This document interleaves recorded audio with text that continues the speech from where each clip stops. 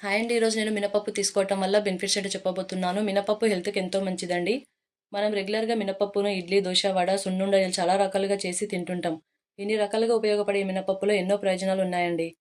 మినపప్పులో vitamins, calcium, ప్రోటీన్లు సమృద్ధిగా లభిస్తాయండి.